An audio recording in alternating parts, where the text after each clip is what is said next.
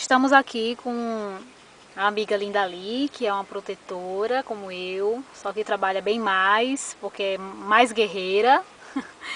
E estamos com Vivi no carro, vamos levar a ração lá para o lar temporário. E aí eu pedi para a Lindali para a gente fazer assim, para eu fazer uma pequena entrevista com ela. Eu acho que vou terminar até me tornando jornalista, porque eu tô tendo essas ideias de fazer esses vídeos para mostrar para vocês como é que é o nosso trabalho e como é que a gente atua, enfim. Então assim, Lindali, eu queria saber como é que tu começou nessa tua história toda com os animais e assim, você falar um pouco da tua experiência de vida com eles, assim, como foi que aconteceu, que eu sei que não foi do dia para a noite que você simplesmente acordou e disse, não, eu vou me tornar protetora porque eu não tenho nada para fazer. Eu sei que foi isso que não aconteceu com você. Então eu queria que tu falasse um pouquinho para o pessoal que está vendo esse vídeo, um pouquinho da tua história, os animais que tu ajuda, como é que é esse teu trabalho? Bom, de início eu peguei uma briga com o pessoal do meu prédio. Eu morava em apartamento e eu tinha uma gatinha e ela deu cria. Assim, eu não tinha noção de muita coisa porque eu era criança e era adolescente. E aí eu fui juntando os filhotinhos e fui juntando mais filhotinhos de rua. E acabei pegando uma briga com a síndica.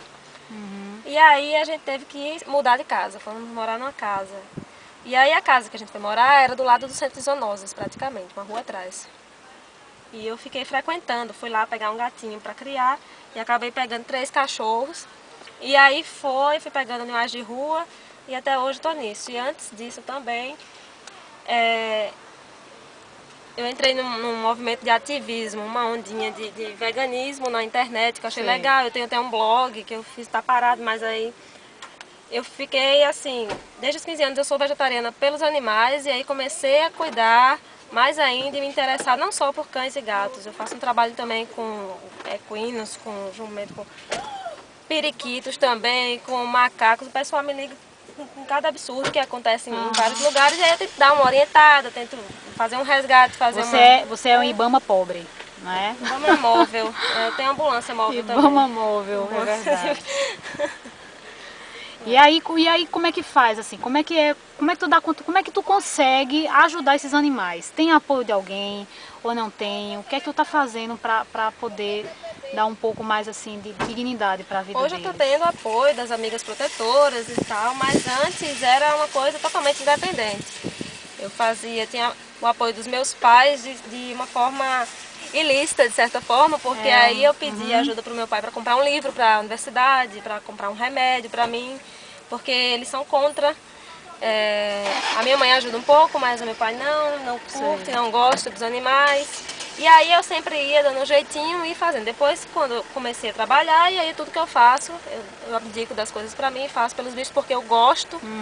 É uma coisa que me satisfaz, me faz ver É meu isso hobby. que eu acho que as Não pessoas é um hobby precisam também, entender mas na gente. Não é um hobby, porque eu acho que um hobby não pode ser visto como uma coisa assim que dá estresse. Exatamente. O hobby tem que ser uma coisa Até que porque mais faça a isso não gente me dá feliz. estresse. Já estou acostumada com a humanidade, com a coisa toda que acontece. Eu acho natural até. E tento fazer como se tivesse a possibilidade de redimir um pouco a atitude das pessoas, que eu me coloco muito no lugar dessas pessoas mesmo. Sei. E sabendo que o pessoal, assim, o ser humano não é tão inteligente, não é tão... É como um animal de 4 patas, só que é bípede. Então, eu me coloco muito, às vezes, no lugar dessas pessoas que, às vezes, não tem como...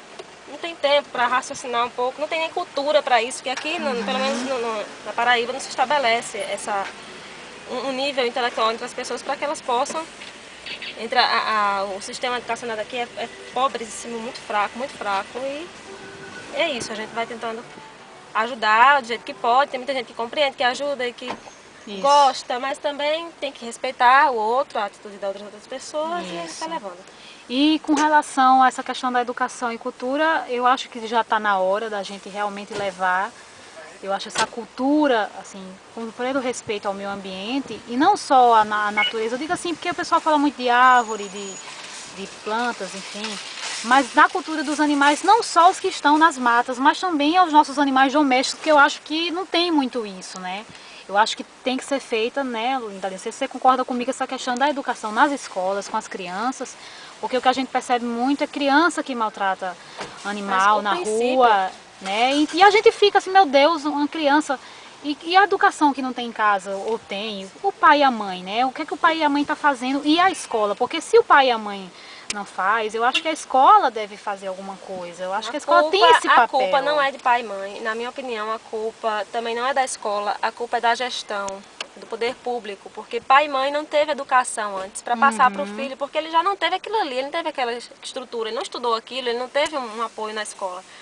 Justamente porque a escola não oferece. Ah, exatamente. Sei. Então, as crianças, elas são os espelhos, né, dos pais, praticamente. E hoje em dia, também elas mandam nos pais. Então, a gente vê... E a oportunidade é essa, já que é uma época, já que as crianças conseguem ter um certo controle sobre as atitudes dos pais, o momento é esse de introduzir na sociedade algum método, alguma coisa que faça com que a gente tenha uma obrigatoriedade, alguma coisa que faça com que a gente consiga passar para frente essa mentalidade de que a educação ambiental, a guarda responsável é muito necessária como uma coisa, como filosofia que colocaram agora nas escolas. Eu sou bacharel em filosofia e não acho que seja uma coisa útil. Eu não vejo utilidade nenhuma, a não ser, porque assim, a disciplina de filosofia que eles colocam aqui é só história da filosofia, algumas coisas assim que não são muito relevantes em comparação a outras coisas que são extremamente necessárias, não só em relação à natureza, animais. Tem muita coisa aí que pode ser explorada com criança e não está sendo. Justamente por falta de organização da administração pública, só isso. Mas às vezes é abordado, só que não é abordado da forma correta, de uma forma ampla, que abranja todas as categorias, enfim, como eu falei. Eu acho que ter um programa massivo ali. A educação ambiental realmente aqui, no Brasil inteiro eu acho, né? Por mais que as pessoas tenham exemplo, mas a gente precisa intensificar isso mais, para que as pessoas percebam mais essa realidade. Porque ninguém é obrigado a adotar um animal, ninguém é obrigado a ajudar, mas eu acho que as pessoas têm a obrigação de respeitar o animal que está na rua, né? A apoiar as pessoas que fazem isso, não é necessariamente apoiar com dinheiro, né, Linda Ali? Porque a gente faz o que a gente pode, a gente infelizmente não pode ajudar todos. Mas se a gente pudesse, a gente faria isso, né? Se a gente pudesse, eu mesmo, assim, nossa, se eu pudesse, eu tirava todo animal da rua. E nem todos, assim, nem todos precisam de resgate naquela hora, porque também a gente vê um animal, passa um animal gordinho, às vezes, infelizmente, tem dono, e o dono, infelizmente, deixa na rua, esquece do risco que o animal... Isso tudo remota aquela questão da educação. Isso, porque o animal pode ser atropelado, ele pode ser roubado, alguém vê, leva para casa, pode pegar uma doença do carrapato na rua, uma sinomose, né? Que a sinomose é um vírus que se alastra e às vezes o animal volta já doente. É o vírus que mais mata cães, a sinomose. E a questão das zoonoses, né, Linda Ali, assim, essa questão de só dar a antirrábica e esquecer dessa sinomose, que é a pior desgraça que pode existir para um animal. Eu acho que essa doença da sinomose... porque o poder público ele é muito focado, o Centro de Zoonoses ele é um órgão da Secretaria de Saúde. E a Secretaria de Saúde ela está envolvida com a saúde da população. E os animais, eles estão ali como uma praga, talvez, e eles, assim, adaptaram isso daí, não só aqui no Brasil, existem muitos lugares que a função do Centro de Zoonoses é recolher e exterminar para acabar com o foco das zoonoses, com as doenças. Só que isso aí é uma versão ultrapassada já. O pensamento moderno deve utilizar uma base diferente, porque segundo até a Organização Mundial de Saúde, ela concordava antes com o extermínio de cães e gatos, mas agora já se tem outro pensamento, já tem outra ideia, outra coisa, porque nós já sabemos que enquanto a gente está fazendo o extermínio, está nascendo e está se proliferando, porque um cão e um gato não dá à luz de uma vez a um bebê.